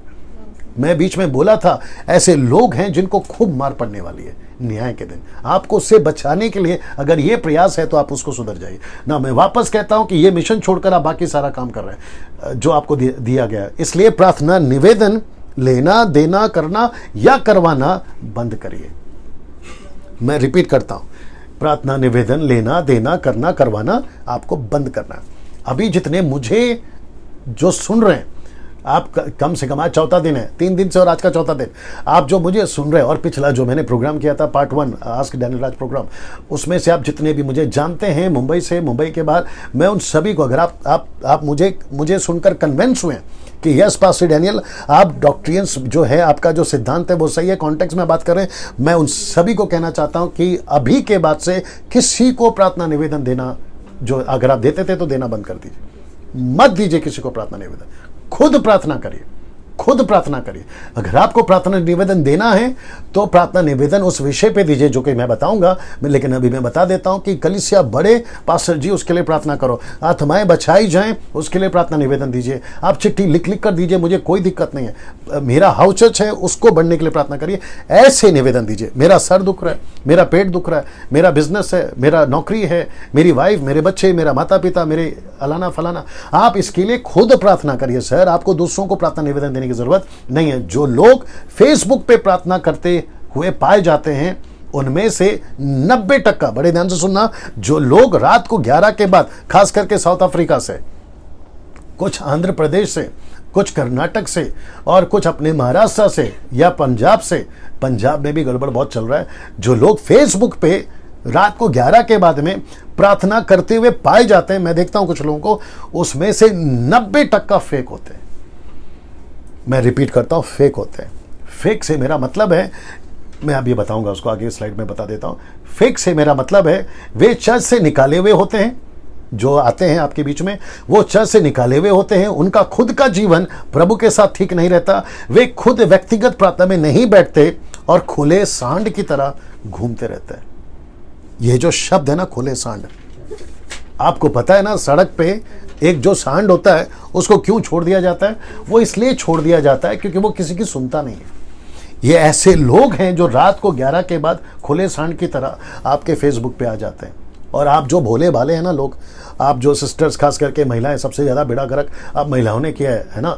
आप लोग जब अब इनको सुनते हैं ना फेसबुक पे जो आता है, मैं तुम्हारे लिए प्रार्थना कर दूंगा, प्रभु मुझे अभी ये बता रहा है, कितने कॉल्स आए मेरे को जहाँ पे ये बोला गया है कि पास्टर डैनियल ऐसे लोग मिले हैं, कॉल करके बोलते हैं फेसबुक पे, मैसेंजर के ऊपर, फेसबुक के ऊपर कहते हैं कि आपके घर में दुष्टात्मा है, आपके घर में किसी ने जिंदा सुअर जादू करके गाड़ दिया है, अगर उससे आपको ठीक होना है तो आपको इतने पैसे देने होंगे। मुझे बताइए, ये लोग फेक नहीं है तो क्या है फिर? पहली बात मैं कहना चाहता हूं, आप लोग ऑनलाइन फेसबुक के ऊपर आते क्यों हो प्रार्थना निवेदन लेकर या प्रार्थना का बात करके? कुछ लोग कहते हैं कि मैं फ्री बैठा हूं, मुझे प्रार्थना निवेदन। अगर तुम इतने फ्री बैठे हो तो जाके चेला बनाओ ना, आप जाके कलीसिया को ट्रेन करो ना। आपकी जो चर्चेस है या जो भी आपके पास में 20-50 हज़ार 2,000 जो भी लोग हैं उनको ट्रेन करो ना, या फिर उनको शिक्षाएं दो। ये करिए। आप ये क्यों कहते हो कि अपनी प्रार्थना निवेदन मुझे दे दो, अभी मुझे कॉल करिए? तुमने बिजनेस खोल के रखा है क्या? मुझे अभी कॉल करिए, मुझसे आप जो है अपनी प्रार्थना निवेदन भेजिए। पुरुष तो पुरुष, अभी कुछ महिलाएं भी शुरू हो गई हैं, रात को आती हैं, कहती हैं कि प्रार्थना करो। और ये रात को इसलिए आते हैं क्योंकि इनको अच्छे से पता है कि कुछ लोग रात को सोते नहीं हैं क्योंकि उनको नींद नहीं आती और वो परेशानी में रहते हैं, परमेश्वर के साथ उनका रिश्ता ठीक नहीं रहता है, इसलिए वो वैसे ही बेचैन रहते हैं। तो ये झूठी तसल्ली, इसको कहते हैं इमोशनली ब्लैकमेल करना। ऐसे लोग आते हैं और उनसे पैसे हटते हैं, उनको कहते हैं कि अकाउंट में पैसे डालो, ये प्रेयर सीड है, प्रार्थना का बीज। उल्लू बनते जा रहे हैं आप लोग। कहते हैं प्रार्थना का बीज, न जाने कितने लोगों ने 10-10, 15-15 हज़ार रुपया इन लोगों को ऐसे ही दे दिया। अगर तुम इतने जेन्यून हो तो पैसे क्यों मांग रहे हो? अगर इतने जेन्यून हो तो ये क्यों कहते हो कि मैं प्रार्थना करूंगा? ये क्यों नहीं कहते कि तुम खुद प्रार्थना करो? मैं रिपीट करता हूं, तुम खुद प्रार्थना करो। ये क्यों नहीं सिखाते आप लोग? ये सीखना बहुत जरूरी है। इसलिए मैं इनको फेक कह रहा हूं। 10%, क्षमा करें, 90% ऐसे लोग हैं और 10% कुछ ऐसे लोग हैं जो सच्चे हैं, जिनको जो ये सिखाते हैं कि तुम खुद प्रार्थना करो। वे चर्च से निकाले हुए होते हैं, खुद का कोई जीवन उनके प्रभु के साथ ठीक नहीं रहता। वे व्यक्तिगत प्रार्थना में खुद नहीं बैठते, दूसरों के लिए प्रार्थना बड़ा अच्छा करते हैं लेकिन खुद प्रार्थना नहीं करते, व्यक्तिगत नहीं बैठते। वे खुले सांड की तरह घूमते रहते, कभी फेसबुक, कभी यूट्यूब, कभी इधर कभी उधर। ना इसको देखिए, इसको देखिए, आपका कोई भी प्रॉब्लम हो खुद प्रार्थना करो। मैं इसको कुछ सेकंड रख रहा हूं। अभी कितने लोग जुड़ गए?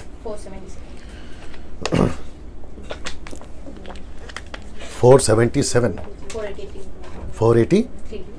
ओके, मैं समझता हूं कि अब तक का ये हाईएस्ट है। 483 लोग जुड़ गए हैं। मैं तो चाहता हूं कि हज़ारों में लोग देखें और लोग सच्ची शिक्षा को पाएं।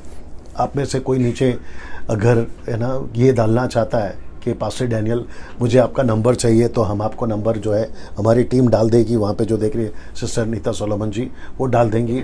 और अगर आपको लगता है कि पास्टर डैनियल है ना मैं सहमत नहीं हूँ ये आपकी शिक्षाओं से, you are most welcome to call मी।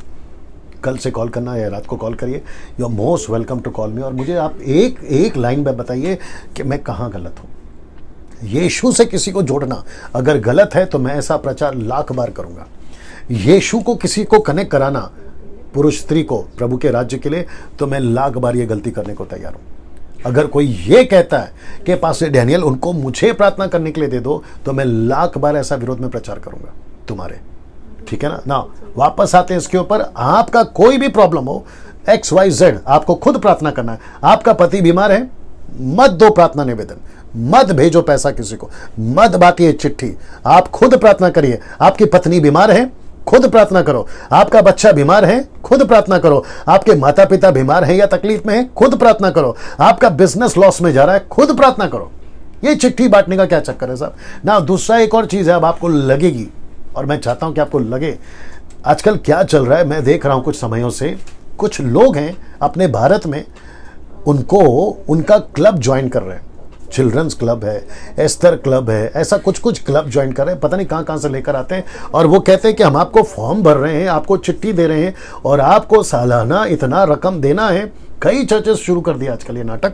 वो कहते हैं कि आपका बर्थडे को कार्ड आएगा, आपके शादी के एनिवर्सरी को कार्ड आएगा, क्योंकि so called man of God, मैं नाम तो किसी का नहीं लूंगा, so called man of God जो है वो वहां से, ऑफिस से, सेंटर से, अपने देश से या विदेश से, वहां से प्रार्थना करेंगे। फिर आपकी फोटो पर उनका सिग्नेचर होता है, और वो आपके लिए प्रार्थना कर रहे हैं, आपके बच्चों के लिए प्रार्थना कर रहे हैं, और फिर आप इमोशनली ब्लैकमेल होकर आप साल भर उनको पैसा भेजते रहते हैं, ये कहते हुए कि सो कॉल्ड परमेश्वर का दास जो है वो मेरे लिए प्रार्थना कर रहा है।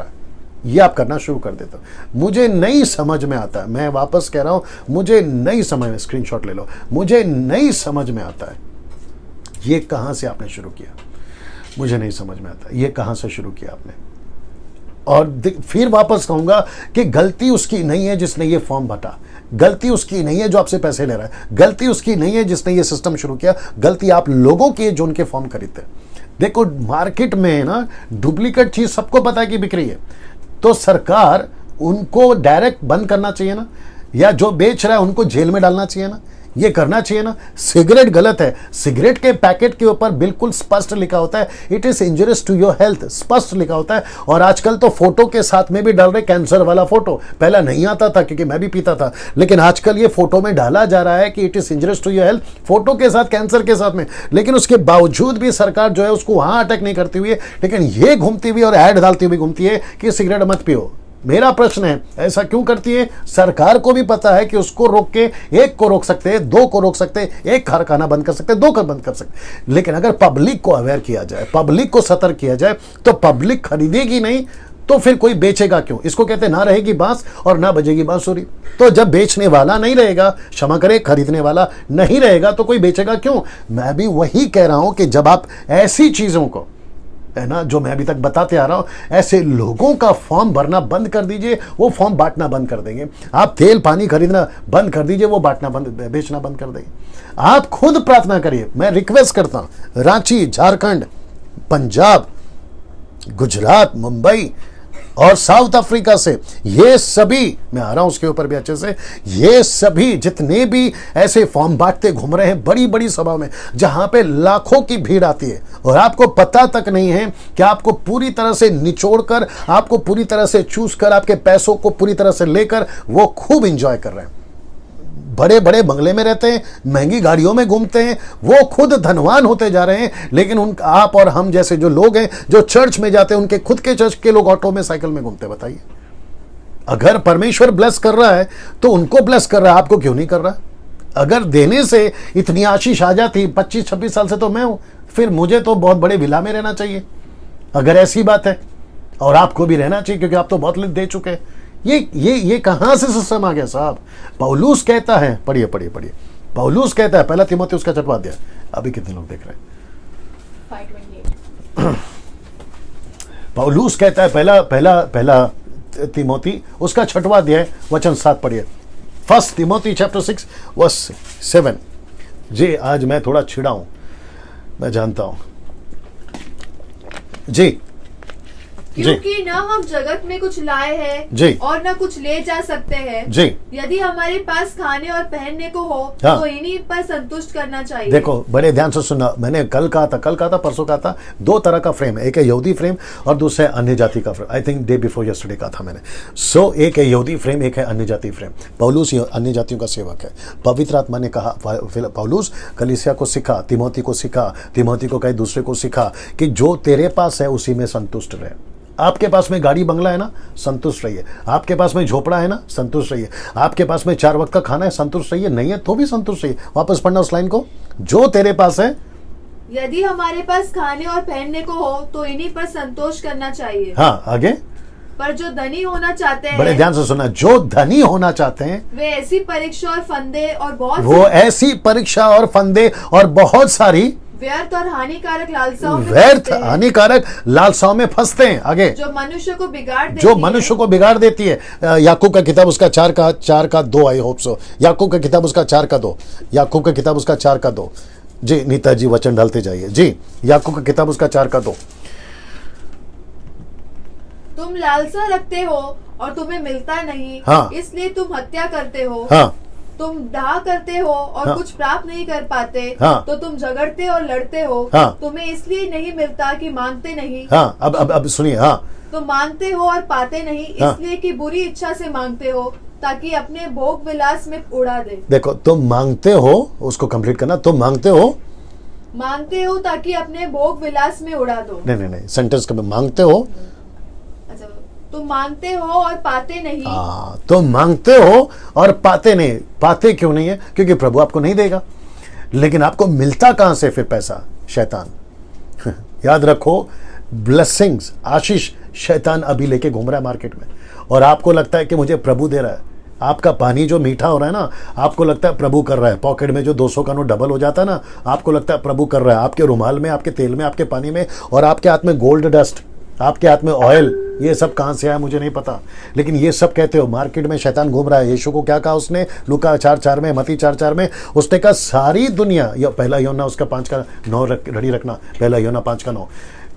यीशु को शैतान ने कहा कि सारी दुनिया मुझे दी गई है, सब अधिकार मेरे पास में, मैं जिसको चाहूं जो दे सकता हूं, मेरी वर्शिप कर, मैं तुझे दे दूंगा। और आपको पता है इल्यूमिनेटीज का जो चर्च है ना, उसका फंडा यही है, अपने सोल को बेच दो, अपने सोल को बेच दो। भारत से कितने सारे सेवकों ने अफ्रीका में जाके, जादू टुनाव के पास में जाके अपनी आत्माओं को बेच दिया है। और वो जो चमत्कार करते हैं ना, नंबर प्लेट कहां से पता चल जाता है आपको? गाड़ी का, इवल स्पिरिट। आपका फोन नंबर कहां से पता चल जाता है? Evil spirit. बड़े ध्यान से सुनना, ऐसा कोई चमत्कार चर्च में अगर परमेश्वर करता है तो उसके पीछे एक पर्पस होता है, और वो होता है उद्धार का, वो होता है सुसमाचार फैलाने का। ऐसा कोई भी चमत्कार जो बिना किसी पर्पस के हो रहा है, वो शैतान की ओर से। इसलिए पौलुस कहता है, यूहन्ना कहता है, परखो क्या हो रहा है। ठीक है ना? पढ़िए इसको, पहला यूहन्ना 5:9 या 9 पढ़ो। जब हम मनुष्य नहीं 19 5:9, 1 जॉन चैप्टर 5:19 19 जी। हम जानते हैं कि हम परमेश्वर से हैं, लिखा है कि हम जानते हैं कि हम परमेश्वर से जी, और सारा संसार उस दुष्ट के वश में पड़ा एक है। मिनट, क्या लिखा है? सारा संसार उस दुष्ट के वश में पड़ा है। कौन है ये दुष्ट? लूसीफर। उसके दुष्ट के वश में पड़ा हुआ है। पूरे लोगों को उसने फंसा के रखा है। बाहर तो फंसा है। मत्ती 24:24 जल्दी निकालो। मत्ती 24, मैथ्यू 24:24 देखो क्या लिखा है जी। मैं ये बीच में इसलिए बोल रहा हूं क्योंकि पवित्र आत्मा अगुवाई कर रहा है जी। मत्ती 24:24। क्योंकि झूठे मसीह और झूठे भविष्यद्वक्ता उठ खड़े होंगे। देखो कौन उठ खड़े होंगे? झूठे मसीह। आपके मुंबई में, आपके नागपुर में, पूना में, कोल्हापुर में, शोलापुर में, और आपके पंजाब में, और आपके भारत के बाहर जितने भी लोग हैं, उनमें झूठे मसीह उठ खड़े होंगे। कैसे पहचानोगे? पहचानने का वक्त आ गया। आगे। और बड़े चिन्ह और अद्भुत काम दिखाएंगे। यहां तक कि बड़े बड़े चिन्ह दिखाएंगे। आपका पानी मीठा हो जाएगा। बीच में नाटक चल रहा था, मैंने किसी को कॉल करके बोला, यार ये क्या लगा के रखा है? कहता है मेरी मीटिंग में पानी मीठा हो गया। मैंने उसको तुरंत कॉल लगा। अगर वो देख रहा है तो वो समझ जाएगा मैं किसकी बात कर रहा हूं। पानी को मीठा करने के पीछे मकसद क्या है? अच्छा, मीठा किसको करके दिखा रहे हैं? जो विश्वासी हैं। इसके पीछे पर्पस क्या है?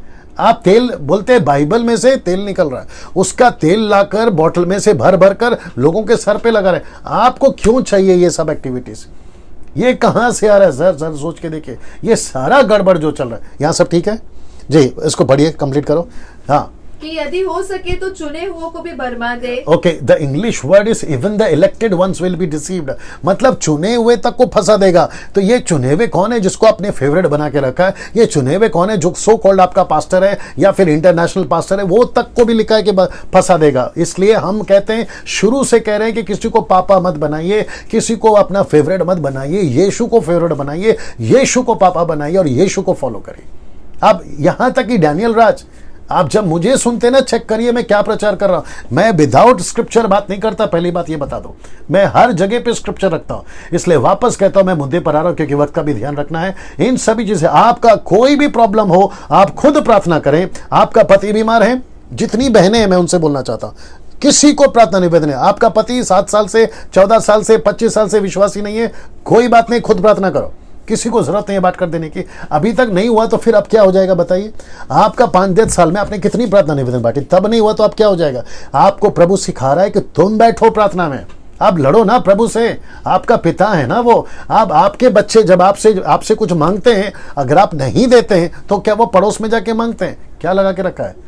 आप सोच के देखिए, आपका परमेश्वर है ना, तो आपने खुद ही प्रार्थना करना चाहिए। प्रभु से बोले, प्रभु मैं आपकी बेटी हूं, बेटा हूं, मैं आपका बच्चा हूं, मुझे प्रार्थना को उत्तर दे। पति बीमार है, खुद प्रार्थना करो। पत्नी बीमार है, खुद प्रार्थना करो। बच्चों का समस्या है, खुद प्रार्थना करो। माता पिता का समस्या है, खुद प्रार्थना करो। आपका बिजनेस लॉस हो गया है, वीजा नहीं बन रहा है, आपका XYZ है, आपका जो भी कर्जा है, खुद प्रार्थना करिए। दूसरों को प्रार्थना निवेदन देना बंद कर दीजिए। ये क्लियर, क्रिस्टल क्लियर स्टेटमेंट है मेरा। आंसर है नहीं देना प्रार्थना निवेदन किसी को, खुद प्रार्थना करिए, ये प्रभु चाहता है ना। इसको देखिए, अभी कितने लोग जुड़ गए? 50। ओके, इसको देखिए, ये जो चित्र है, अब आपके ऊपर ये जो वचन आ रहा है, मत्ती 5:14, क्या लिखा है पता है? तुम जगत की ज्योति हो।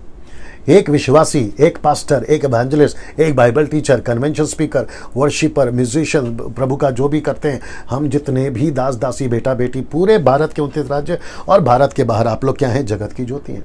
अब इसको देखिए, क्या ज्योति को रोशनी देती है? कैसा लगेगा एक ज्योति दूसरे ज्योति को बोलता है, मैं तुझे रोशनी देता हूं, या तू मुझे रोशनी दे। ये ऐसा हो सकता है? बताइए, नहीं हो सकता। इसका मतलब है यीशु ने कहा कि तुम जगत की क्या हो? ज्योति हो। अगर आप जगत की ज्योति हैं तो दूसरों को रोशनी दो ना। आप दूसरों से रोशनी ले क्यों रहे हो? अगर आप जगत की ज्योति हैं तो आप दूसरों को क्यों कहते हैं कि मुझे तेरी रोशनी दे या मेरी रोशनी तू ले?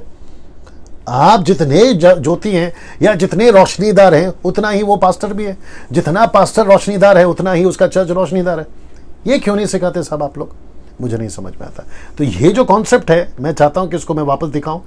आप जगत की ज्योति हो। मैंने और एक नहीं डाला, तुम जगत के नमक हो, मैंने नहीं डाला, जरूरत नहीं है आपको, ये काफी है शायद।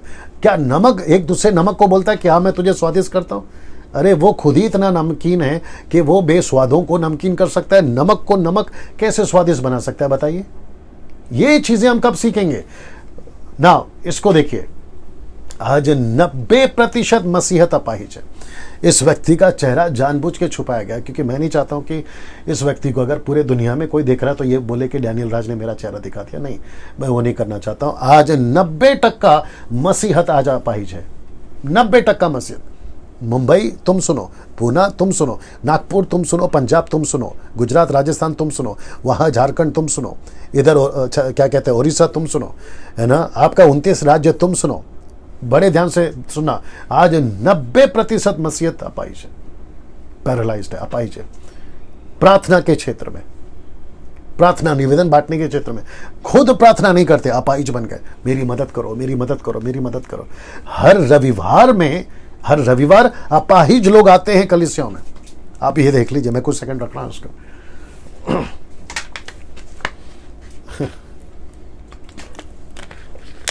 मैं पूछना चाहता हूं कि आप लोग शेयर कर रहे हैं उसको?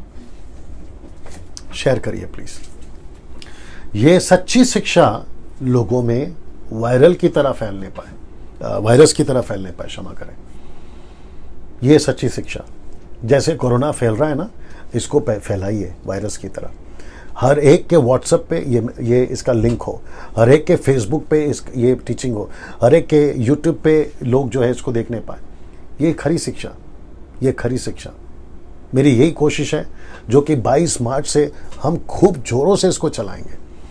और जितने लोग 22 मार्च को, क्योंकि आज सरकार ने, मोदी साहब ने आज वैसे भी डिक्लेयर कर दिया कि रविवार जो है वो क्या कहते हैं, सेल्फ बंदी, मतलब भारत बंदी नहीं, सेल्फ बंदी, खुद को बंद कर लो दरवाजे में, सॉरी घर के अंदर, ऐसा आज उन्होंने न्यूज़ में बोला है। तो मैं 22 तारीख को आऊँगा, वक्त क्या है मैं वो भी बताऊंगा, हो सकता है कि सैटरडे को मैं वक्त बताऊंगा। सो वापस आते हैं। आज 90% मसीहत अपाहिज है। प्रार्थना के क्षेत्र में हर रविवार अपाहिज लोग आते हैं कलीसिया में, हर रविवार अपाहिज लोग आते हैं ना। इसको देखिए, बड़े ध्यान से सुना, मैं चाहता हूं इसको पढ़ो सलोमी। यूहन्ना 14:16 जी। और मैं पिता से विनती करूंगा और वह तुम्हें एक और सहायक देगा कि वह सर्वदा तुम्हारे साथ रहे। रिपीट करिए। और मैं पिता से विनती करूंगा जी। और वह तुम्हें एक और सहायक देगा कि वह सर्वदा तुम्हारे साथ रहे। ओके, ना इंग्लिश वर्ड जो है वह है हेल्पर। इंग्लिश जो शब्द है वो क्या है? हेल्पर है वो, ठीक है ना। ना बड़े ध्यान से सुनिएगा, ग्रीक वर्ड फॉर हेल्पर, सहायक, मैं आपको बताता हूं क्या है। वो है पाराक्लेटोस। मैं रिपीट करता हूं, पाराक्लेटोस। पाराक्लेटोस का जो मतलब है, meaning of the parakletos, one who comes alongside. मैं रिपीट करता हूं, पाराक्लेटोस ये ग्रीक वर्ड है, आप चाहिए तो ढूंढ लीजिए, और इसका मतलब है one who comes along side, मतलब पवित्र आत्मा आपको दिया जाएगा। उसका ये बंद कर दो, टर्बो। वापस आते हैं जी जी, वापस आते हैं। अभी यहाँ पे कितने लोग हैं? 515। ओके, मैं रिपीट करता हूं, अगर आप लोगों ने शेयर करना नहीं की शुरू किया तो करना शुरू करें, और है ना, जो लोग मेरे पेज को लाइक नहीं किए हैं तो लाइक करना शुरू करें, यूट्यूब के सब्सक्राइबर नहीं बने हैं तो बनना शुरू करें। और वापस कहता हूं, जो लोग अभी जुड़े होंगे, शायद मैं सोशल मीडिया से पैसे नहीं कमाता, बिल्कुल फ्री करता हूं, ठीक है ना। वापस आते, लिखा है कि मैं पिता से विनती करूंगा, वो तुम्हें एक सहायक देगा, वह सर्वदा तुम्हारे साथ रहेगा। और इसका ग्रीक वर्ड जो है, इंग्लिश वर्ड है हेल्पर और ग्रीक वर्ड है पाराक्लेटोस। पाराक्लेटोस का मतलब है one who comes along side, मतलब एक ऐसा परमेश्वर, एक ऐसा पवित्र आत्मा जो ट्राइयून गॉड का थर्ड पर्सन है, वो कहता है कि मैं तेरे साथ आऊंगा। मेरा एक प्रश्न है, अगर परमेश्वर ने आपको पवित्र आत्मा दिया है, बड़े ध्यान से सुनना, अगर आपको परमेश्वर ने पवित्र आत्मा दिया है जो तुम्हारे साथ चलेगा, तुम्हारे साथ चलेगा, तो फिर आपको हम जैसे सेवकों की प्रार्थना की जरूरत क्यों है? आप हमसे टीचिंग लीजिए, क्या है पढ़ना, हमारी सेवकों की जरूरत क्या, मैं बताता हूं आपको। चर्च के पास्टर की क्यों जरूरत है, इसके ऊपर फिर कभी बात करूंगा। एक चर्च को, एक विश्वासी को पास्टर क्यों चाहिए, लेकिन अभी उसका एक छोटा सा बता देता हूं। पहला तिमोथी 5:17, पहला तिमोथी 5:17, फर्स्ट तिमोथी चैप्टर 5:17 जी। आपको एक पास्टर की और एक टीचर की, एक प्रीचर की, डैनियल राज जैसे की, जो फेसबुक और यूट्यूब पे आते हैं प्रीचर्स की जरूरत क्यों है, वो सुनिए आप जी। पहला तिमोथी 5:17 जी।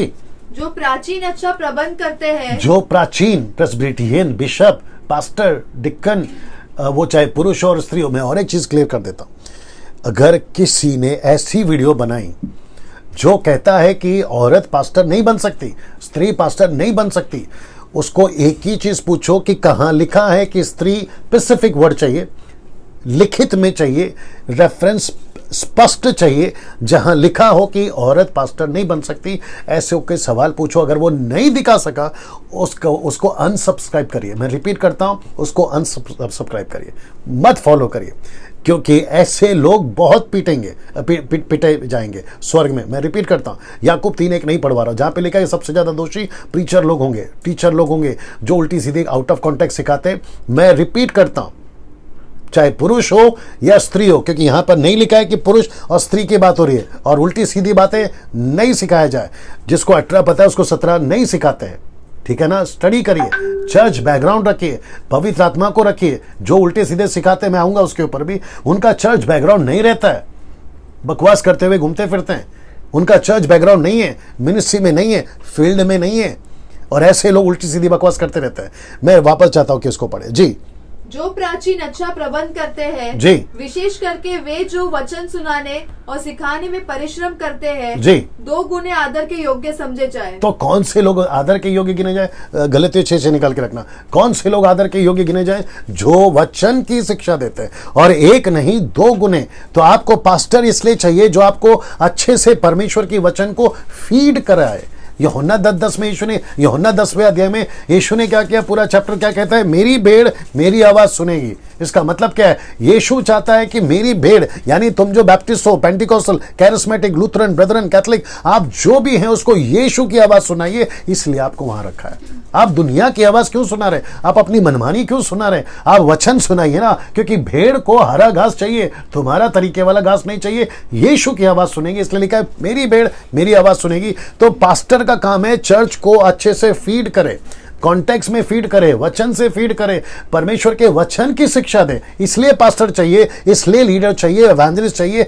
इसलिए बाइबल टीचर चाहिए, हम जैसे जो सोशल मीडिया पे आते हैं वो चाहिए। और मेरी कोशिश 5-6 साल से यही है कि हम आपको अच्छा खाना खिलाएं, सही खाना खिलाएं, कॉन्टेक्स्ट में खाना खिलाएं, संदर्भ में खाना खिलाएं। इसको सुनिए, गलतियों 6:6 जी जी। जो वचन की शिक्षा पाता है, जो वचन की शिक्षा पाता है, यानी आप लोग जो वचन की शिक्षा पाता है, वह सब अच्छी वस्तुओं में वह सब अच्छी वस्तुओं में सिखाने वाले को भागी करे। इसका मतलब है मुझे आपको भागी क्यों करना है?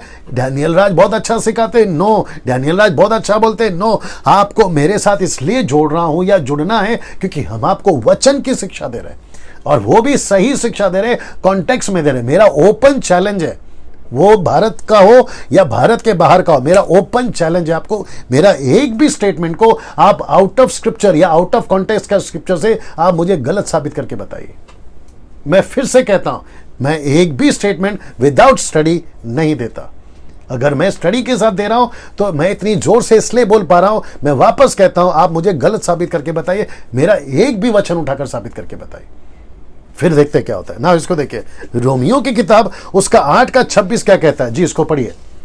इसी रीति से आत्मा भी हमारी दुर्बलता में सहायता करता है, क्योंकि हम नहीं जानते कि प्रार्थना किस रीति से करना चाहिए, परंतु आत्मा आप ही ऐसा आहे भर भर कर जो बयान से बाहर है हमारे लिए विनती करता है। ना आपको अगर थोड़ा सा भी पता होगा कि मैंने अभी कहा कि आपको किसी का साथ मिला है, एक ऐसा व्यक्ति का साथ मिला है जिसका नाम है यीशु।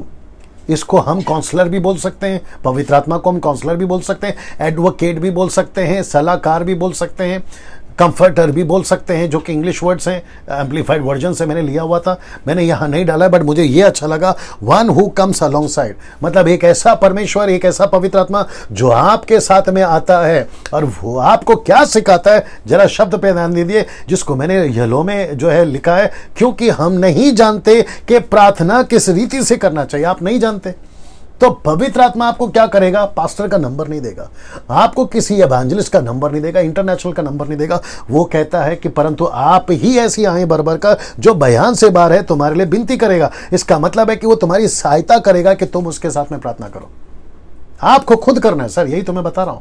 और ये जो है ना, ये कोई ऐसी भाषा वाली प्रार्थना नहीं है। आपकी हिंदी, मराठी, तेलुगु, तमिल, गुजराती, जो भी आप भाषा करते हैं, पंजाबी, उसमें आप प्रार्थना कर सकते हैं, ठीक है ना। अब इसको देखिए, पहला यूहन्ना 5:14, मैं समाप्ति पर भी आ गया हूं, आज थोड़ा 1.5 घंटा चल रहा है शायद, जो कि पहला यूहन्ना 5:14 कहता है, और हमें उसके सामने जो हियाव होता है वह यह है। आइए देखते क्या है। कहता है कि यदि हम उसकी इच्छा के अनुसार, तो आपकी हर एक पिटिशन, प्रार्थना, निवेदन किसकी इच्छा होना चाहिए? प्रभु की होनी चाहिए।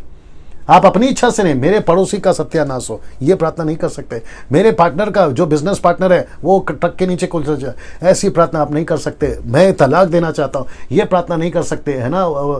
ऐसा हो जाए, वैसा हो जाए, नहीं। आपको परमेश्वर की इच्छा के अनुसार प्रार्थना करना है। फिर जो कुछ मांगते हैं तो वो हमारी सुनता है। तो किसकी इच्छा? परमेश्वर की इच्छा। और प्रभु कहता है मेरी इच्छा से अगर तुम मांगोगे तो वो कहता है कि मैं तुम्हारी सुनूंगा।